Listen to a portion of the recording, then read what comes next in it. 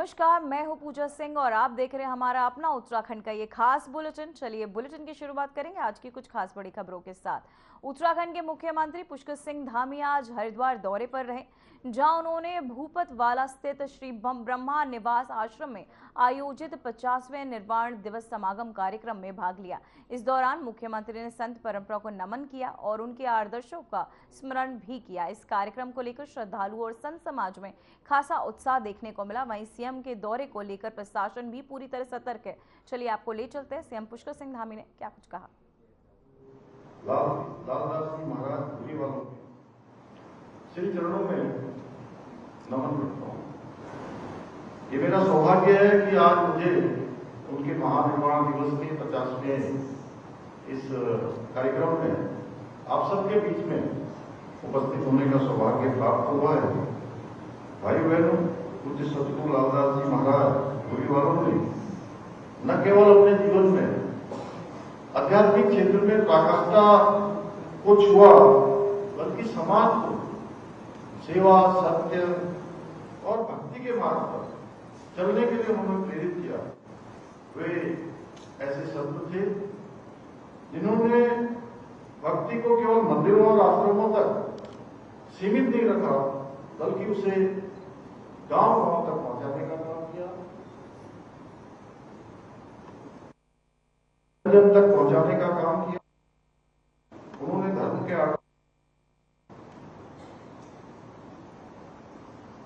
के आडंबर के चंगुल से उसको निकालने का आह्वान किया और धर्म के व्यवहारिक पक्ष को समझने की अपील की।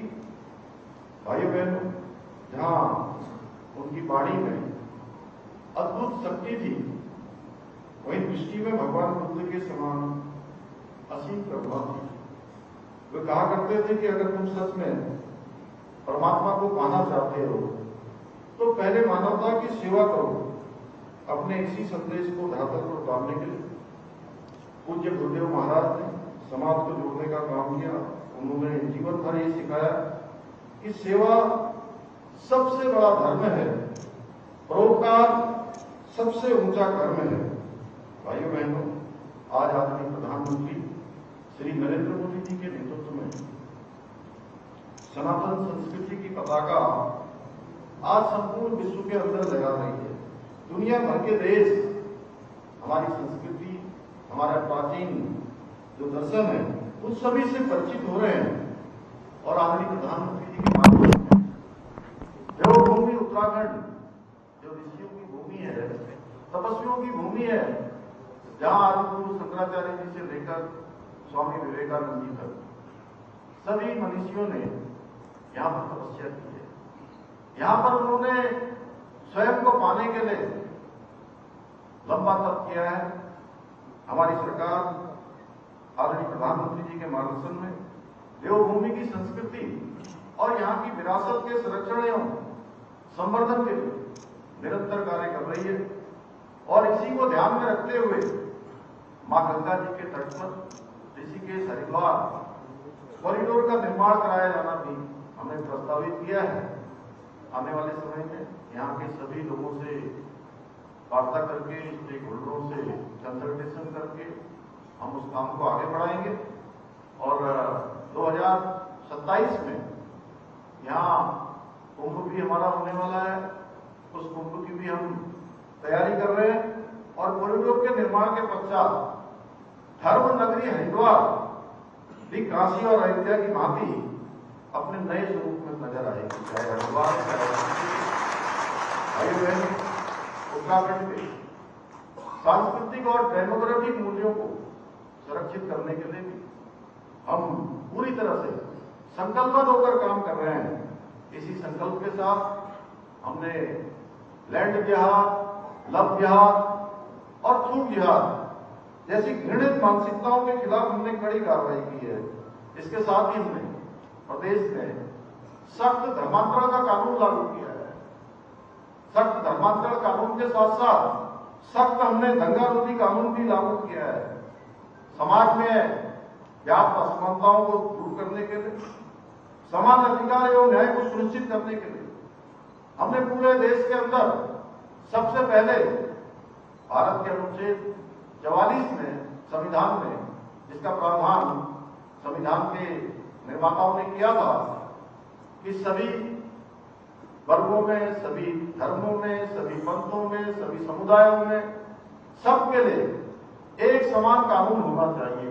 भाइयों बहनों, मुझे कहते हुए आप सबके बीच में बहुत प्रसन्नता है कि पूज्य महाराज जी के आशीर्वाद से, हमारे प्रधानमंत्री जी की प्रेरणा से उत्तराखंड हिंदुस्तान का पहला राज्य है जहां रहने वाले सभी नागरिकों के लिए एक समान कानून, समान नागरिक संहिता का कानून 27 जनवरी 2025 से लागू हो गया है। भाइयों बहनों, अब हम सनातन की आड़ में विधर्मियों द्वारा जो बेस बदलकर, छदम बेस बनाकर धार्मिक भावनाओं को आहत करने का काम किया जाता है, सनातन को नुकसान पहुंचाने का काम किया जाता है और हमारे श्रद्धालु, धार्मिक आस्थावान लोगों के मार्ग में कहीं न कहीं अवरोध बनने का काम करते हैं। अपनी असली पहचान छुपाकर नकली पहचान के जरिए आम लोगों को ठगने का काम किया जाता था, धर्म के रास्ते पर चलने वाले लोगों को ठगने का काम किया जाता था। ऐसे लोगों के लिए हमने ऑपरेशन कालनेमी चलाया, उनको उजागर करने के लिए। और ऐसे ढोंगी और विधर्मियों के खिलाफ काम किया जा रहा है, उनकी जो असली पहचान है उसको उजागर किया जा रहा है। इसको हम और बड़ा रूप देने वाले हैं। इसके साथ साथ भगवान कृष्ण ने जो गीता का ज्ञान अर्जुन को दिया, आने वाले युगों के लिए, आने वाले जीवन के लिए, आने वाले भविष्य के लिए, कि अधर्म हमेशा हारता है, अन्याय हमेशा हारता है, न्याय के मार्ग पर चलना चाहिए, कर्म के मार्ग पर चलना चाहिए, भक्ति के मार्ग पर चलना चाहिए। और हमारे जो नौनिहाल हैं, हमारे जो बच्चे हैं, हमारे विद्यार्थी हैं, वो आगे चलकर जीवन में कर्म के मार्ग को अपनाएं, कर्म योग करें, भक्ति योग के साथ साथ कर्म योग भी उनके जीवन में समा जाए, वो आत्मसात हो जाए, उनके जीवन की एक जीवन का हिस्सा बन जाए। भाइयों बहनों, इसके लिए हमने उत्तराखंड के सभी विद्यालयों में श्रीमद् भागवत का जो है पाठ यहां पर अनिवार्य किया। इसलिए अब सरकारी विद्यालयों में गीता का पाठ अनिवार्य कर दिया गया है। इसके अतिरिक्त भारतीय संस्कृति, दर्शन और इतिहास के अध्ययन के लिए। तो वहीं उत्तराखंड सरकार की एक बड़ी पहल सामने आई, जहां महिला सशक्तिकरण की दिशा में पहल। देहरादून में रक्षा बंधन पर कार्यक्रम आयोजित। वहीं सीएम सशक्त बहना उत्सव योजना का कार्यक्रम का आयोजन किया जाएगा, जहां सीएम ने सचिवालय में होगा कार्यक्रम का उद्घाटन। जहां आपको बता दें कि रक्षा बंधन पर स्टॉल का अवलोकन भी किया जाएगा।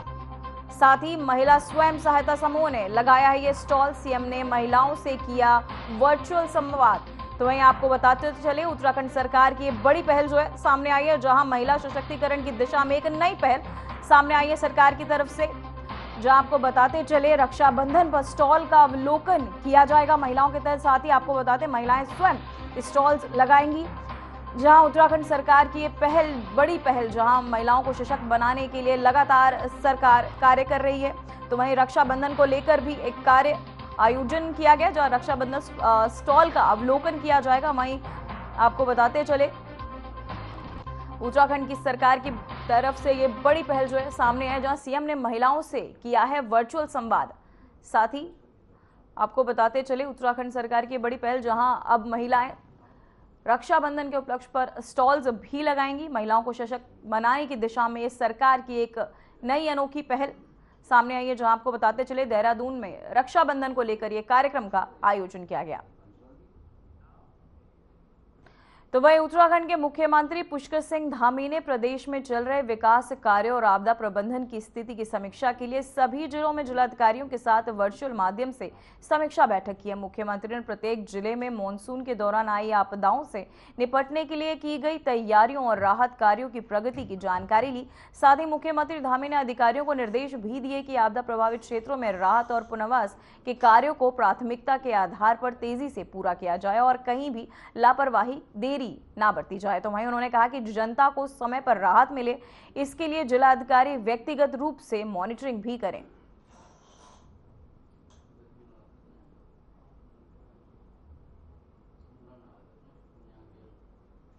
तो वहीं उत्तराखंड की पर्वतीय बंजर जमीन अब आत्मनिर्भरता की नई मिसाल बनने जा रही है। आज पारबू क्षेत्र में सहकारिता मंत्री डॉक्टर धन सिंह रावत ने वीर माधो सिंह भंडारी सामूहिक सहकारी खेती योजना की शुरुआत की है। इस योजना के तहत सामूहिक खेतों की बढ़ावा देने लेकर और सिर्फ बंजर जमीनों को उपजाऊ बनाया जाएगा, बल्कि किसानों की आमदनी भी बढ़ेगी। तो वहीं किसानों की आमदनी को लेकर और बढ़ावा देने को लेकर आपको बताते चले सामूहिक खेती की।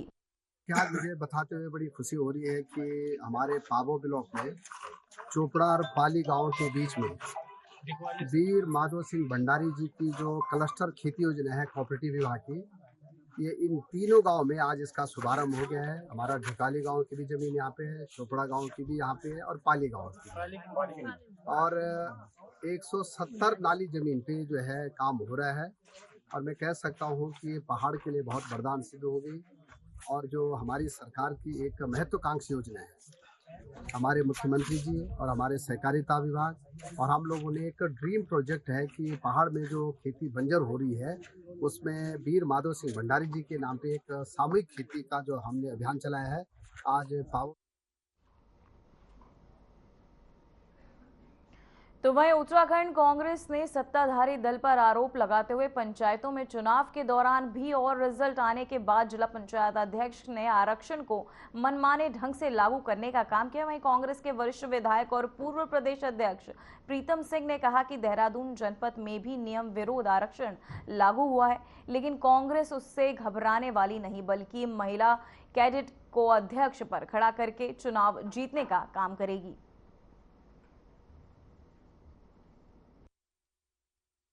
देखिए किसी के चाहने और ना चाहने से का प्रश्न नहीं है। लोकतंत्र है, लोकतंत्र में जो स्वस्थ परंपराएं हैं उन स्वस्थ परंपराओं के तहत सरकार को आचरण करना चाहिए था, लेकिन सरकार ने तदनुसार आचरण नहीं किया है।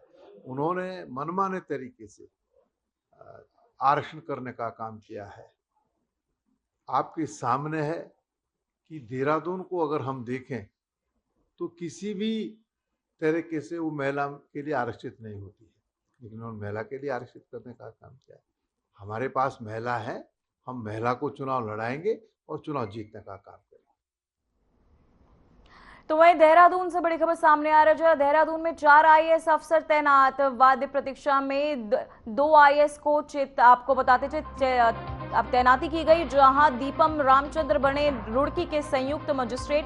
राहुल आनंद को देहरादून में नई जिम्मेदारी मिली है। तो आपको बताते चले देहरादून से बड़ी खबर जो है सामने आ रही है, जहां राहुल आनंद को देहरादून में नई नियुक्ति मिली है।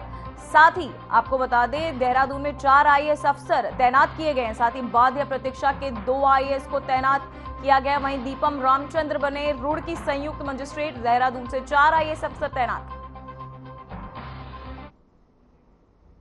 तो वही खबर सामने आ रही है, जहां उत्तराखंड में अफसरों के कार्य क्षेत्र बदले गए। 4 आईएएस 2 पीसीएस के तबादले। वहीं अहमद इकबाल को मिला आवास विभाग। रंजना राजगुरु ने बाल विकास हटा। वहीं अनुराधा पाल को आबकारी विभाग सौंपा गया। साथ ही नरेंद्र भंडारी को कौशल विकास का जिम्मा जो है वो दिया गया है। तो वहीं ये खबर सामने आ रही है, जो आपको बता दें 4 आईएएस 2 पीसीएस का तबादला किया गया है, जहां अहमद इकबाल को मिला आवास विभाग। साथ ही नहीं नरेंद्र भंडारी को कौशल विकास का जिम्मा दिया गया। अनुराधा पाल को आबकारी विभाग सौंपा गया है। जहां आपको बताते चले उत्तराखंड में अफसरों के कार्य क्षेत्र जो है लगातार बदले जा रहे हैं। वहीं आज 4 आईएएस 2 पीसीएस के तबादले। वहीं अहमद इकबाल को मिला आवास विभाग। नरेंद्र भंडारी को कौशल विकास का जिम्मा दिया गया। वहीं अनुराधा पाल को आबकारी विभाग सौंपा गया है।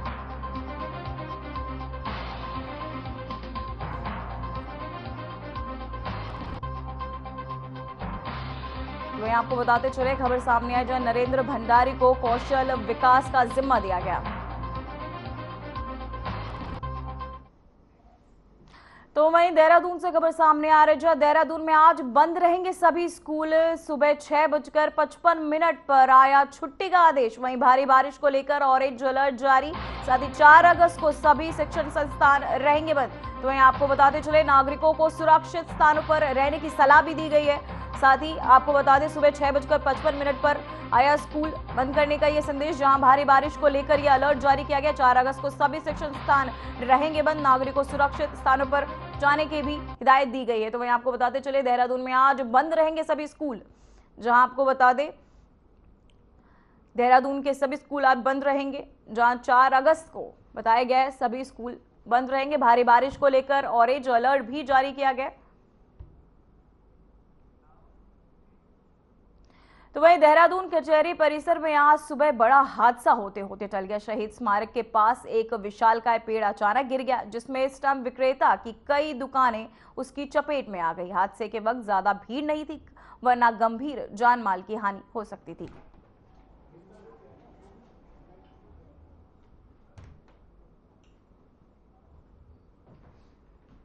तो वहीं मसूरी में आसमान से आफत की बारिश थमने का नाम नहीं ले रही है। रविवार को हुए एक भूस्खलन में एक परिवार को संकट में डाल दिया।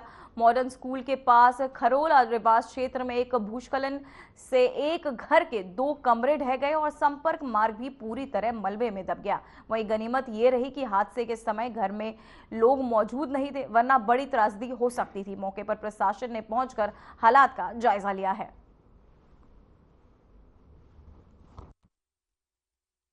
जो लगातार जो बारिश हो रही है इससे 3-4 दिन पहले यहाँ पे धस गया थोड़ा ना, तो इससे हमारी गौशाला को और मकान को थोड़ा खतरा हो गया। अभी नायब तहसीलदार जी आए थे, वो देख के गए हैं, तो बोल रहे थे कि नगर पालिका वगैरह से इसका वो करवाओ, थोड़ा जो भी होता है उससे वगैरह का, क्योंकि खतरा तो है ही है, क्योंकि नीचे रास्ता भी है ना, नीचे लोगों को जाने का रास्ता भी, वो भी रास्ता भी टूट गया।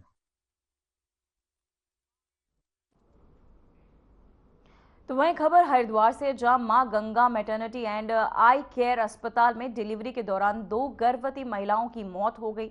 मौत से आपको बताते चले इलाके में हड़कंप मच गए। वहीं परिजनों ने अस्पताल प्रशासन पर लापरवाही का आरोप भी लगाया। घटना के बाद भीम आर्मी कार्यकर्ताओं ने अस्पताल में हंगामा और तोड़फोड़ की कोशिश की। वहीं मौके पर पहुंची पुलिस ने मोर्चा संभालते हुए हालात पर काबू पाया। साथ ही तनावपूर्ण स्थिति को देखते हुए कई थानों की फोर्स तैनात की गई है।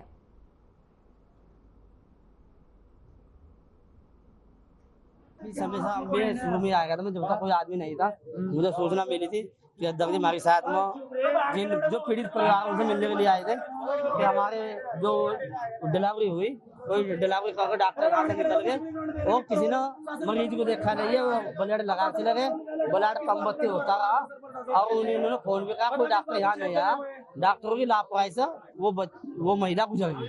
जो प्रेग्नेंट थी, हम उसको लेकर आए थे यहाँ पे 9:30 बजे अस्पताल। पहले तो हम ले गए ब्लॉक में सरकारी अस्पताल में, तो वहाँ बोला कि यहाँ पे मैडम नहीं है, आप और कहीं जाओ। तो वहाँ से हम इधर ले आए, जो वो होती है मतलब कि डिलीवरी, उसके लिए यहाँ पे लेके आ गए हम। तो डॉक्टर ने चेक किया, उसने बोला कि 24-25 हज़ार का खर्चा आएगा, आपका बच्चा जच्चा दोनों सेव दे देंगी। तो मैं तो घर पे था, मेरी मैडम आई हुई थी यहाँ पे साथ में इनके, तो उन्होंने मुझे फ़ोन किया कि ऐसे बात है कि करवा ले, देख लो अगर आ गया तो कोई दिक्कत नहीं, अब मैं पैसा मैनेज करता हूँ इतना, तो उन्होंने करवा लिया। तो 11-11:30 बजे समथिंग ऑपरेशन हो गया, बच्चा दोनों ठीक थे। तो उसके 1 घंटे बाद इन्होंने बोला कि भाई थोड़ा खून चढ़ेगा, आप खून ले आओ, ओ पॉजिटिव। ठीक है, तो मेरे पास फोन आया कि खून चढ़ेगा, आप इसे टीनू को लेके।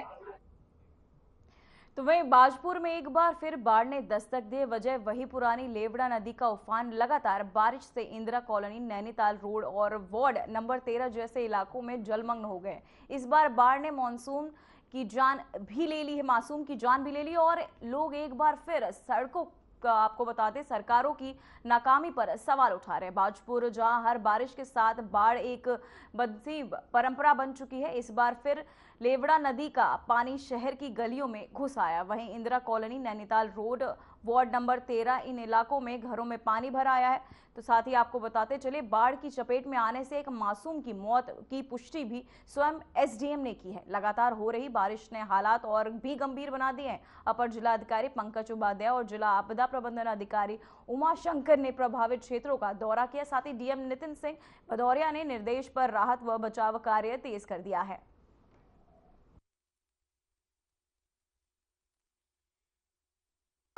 देखिए, जैसे ही हमें पता चला कि क्षेत्र में बाढ़ की स्थिति उत्पन्न हुई, तत्काल सभी विभागों को एक्टिवेट कर दिया गया था और वर्तमान में भी बाढ़ का पानी उतरने लगा है। लगभग 200 परिवार के करीब, 200-250 परिवार के करीब उससे प्रभावित हुए हैं। पूर्ति विभाग को बोलकर तत्काल खाने की व्यवस्था कराई जा रही है। बना हुआ जो खाना है वो वितरित किया जाएगा संबंधित क्षेत्रों में। इसके अतिरिक्त हमारे द्वारा फूड पैकेट्स भी बनवाए जा रहे हैं कच्चे सामान के, जो कि प्रभावित परिवारों को उपलब्ध कराए जाएंगे। जो लोग फंसे हुए हैं, क्या उनका रेस्क्यू या अभी तक ऐसा कुछ किया गया है? देखिए, अभी तो पानी उतरने लगा है और रेस्क्यू जैसा सभी के पक्के मकान थे और रेस्क्यू जैसी तो कोई ऐसी स्थिति उत्पन्न नहीं हुई है। एक खमरिया क्षेत्र से एक सूचना जरूर प्राप्त हुई थी एक बच्चे की, यश फादर, जिनके जयपाल, फादर का नाम जयपाल है, तो उनका वो मतलब बहुत दुखद है कि वो 11 वर्ष के बच्चे थे जो कि एक्सपायर कर गए हैं। तो उसमें तत्काल सहायता राशि वितरण की कार्यवाही की जा रही है। देखिए, लेवड़ा नदी जो है ऊपर चूना खान से स्टार्ट होके नीचे चक्रपुर तक जाती है और इसकी लंबाई 18 किलोमीटर के लगभग है। 16-17 में हमारा एक प्रोजेक्ट बनाया गया था जो बाजपुर टू रामनगर हाईवे से ऊपर की तरफ हमने लिया था। वो उससे काफी सफाई कराने के बाद में और उस प्रोजेक्ट को इम्प्लीमेंट करने के बाद काफी राहत मिली है लोगों को। लास्ट ईयर भी हमने करीब 50-60 लाख में काम कराया था ऊपर सफाई का, उससे राहत मिली थी। इस बार भी हमको प्रशासन के द्वारा, डीएम सर के द्वारा पैसा मिला था, करीब 40 लाख के लगभग का भी सफाई का काम कराया है। अगर हम वो काम नहीं कराते तो संभवतः बाजपुर में काफी जल भराव हो जाता।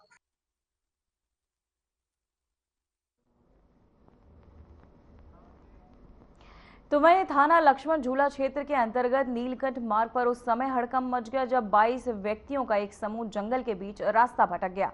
सूचना मिलते ही एसडीआरएफ ढालवाला ने अपर उप निरीक्षक महावीर चौहान के नेतृत्व में एक रेस्क्यू टीम तत्काल घटनास्थल के लिए रवाना की गई। वहीं एसडीआरएफ की टीम ने फौरन, आपको बताते, फॉरेस्ट विभाग की मदद से कठिन और बीहड़ इलाके में सर्च ऑपरेशन चलाया। काफी मशक्कत के बाद सभी 22 लोगों को सकुशल रेस्क्यू कर भीमगोड़ा बैराज तक लाया गया, जहां उन्हें जिला पुलिस ने सुपुर्द किया है। वहीं रेस्क्यू ऑपरेशन की सफलता पर एसडीआरएफ की फॉरेस्ट विभाग की त्वरित कार्यवाही की सराहना भी की गई है। साथ ही अधिकारियों ने बताया कि सभी लोग सुरक्षित और किसी को भी शारीरिक रूप से कोई नुकसान नहीं पहुंचा है।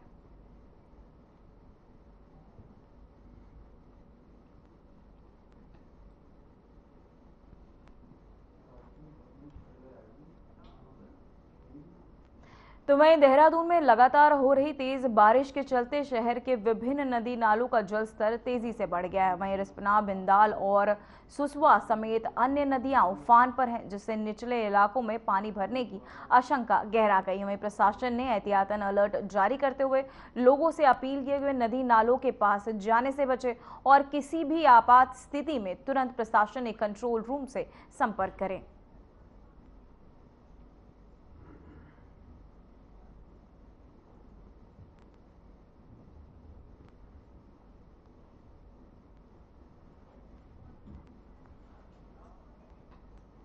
तो वहीं उत्तराखंड के काशीपुर समेत तमाम शहरों में शिवालय आज, आपको बता दें, आज कल सुबह से ही शिव भक्तों में गुलजार है। साथ ही कई गंगा जल से अभिषेक हो रहा है। वहीं कोई बेलपत्र चढ़ा रहा है तो कोई शिव धुन से मग्न होकर भजन कीर्तन कर रहा है। वहीं काशीपुर के प्रमुख शिव मंदिरों में भक्तों की लंबी कतारें सुबह से ही नजर आ रही हैं। भक्तों ने दूध, जल, भस्म और बेलपत्र के साथ शिवलिंग का अभिषेक किया और ओम नमः शिवाय के गगनभेदी जयकारों से वातावरण भक्तिमय हो उठा। वहीं कांवड़ यात्रा पूरी कर लौटे श्रद्धालुओं ने भी आज विशेष पूजा अर्चना की और भोलेनाथ के चरणों में अपनी आस्था समर्पित करते हुए ये संकल्प लिया कि जीवन भर शिव भक्ति में लीन रहेंगे।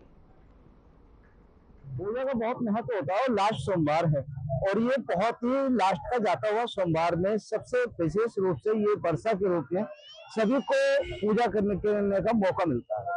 मनोकामना यहाँ आने से पूरी हो जाती है, जो भी अपनी होती है बच्चों को, ये हमारे सही रहते हैं भगवान मांगे जो पूरा हो जाता सही है। कोटेश्वर बाबा बहुत जाता है तो भोलेनाथ का बहुत अच्छी चीज है, पूजा करने का मनोकामना पूरा होता है।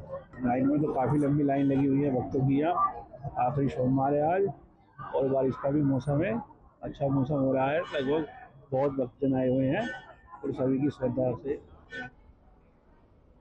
फिलहाल खबरों में बस इतना ही, मुझे दीजिए इजाजत, नमस्कार।